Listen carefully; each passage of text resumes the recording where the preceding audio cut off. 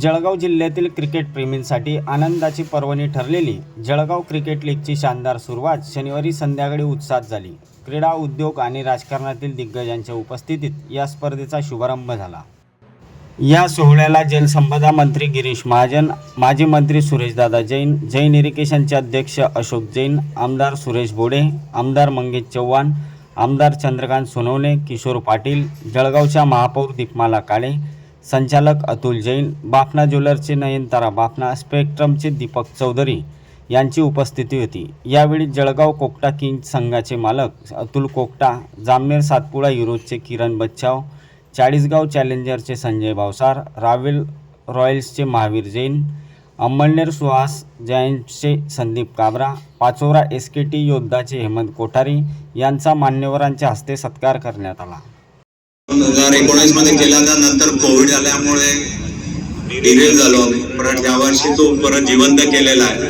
तर आपण सर्व गेस्टला माझा खूप खूप धन्यवाद, सर्व टीम ओनर्सला धन्यवाद, सर्व स्पॉन्सर लोकांना मनस्वी खूप खूप धन्यवाद, कारण की त्यांच्यामुळेच आम्ही हा इव्हेंट करू शकतोय। आणि सर्व प्लेयरांचं आणि सर्व प्रेक्षकांचंही खूप खूप धन्यवाद। जळगाव क्रिकेट लीग T20 आज खरं म्हणजे तसे सुंदर असं स्टेडियम, मला वाटतं आपण जर इथलं लॉन बघितलं तर वानखेडे स्टेडियम, रेबॉन स्टेडियम याच्या तुलनेसारखंच हे स्टेडियम या ठिकाणी बनवण्यात आलेलं आहे, ग्राउंड या ठिकाणी बनवण्यात आलेलं आहे। आणि अतिशय प्रसन्न अशा वातावरणामध्ये अतिशय चांगला असा प्रकाश झोत या ठिकाणी आहे।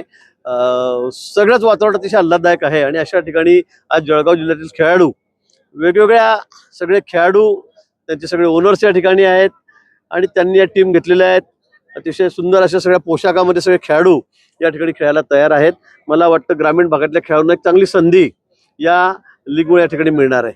विशेष करून मी आमचे अतुल भाऊ जैन, अशोक भाऊ जैन यांचं या ठिकाणी मनापासून अभिनंदन करणार आहे।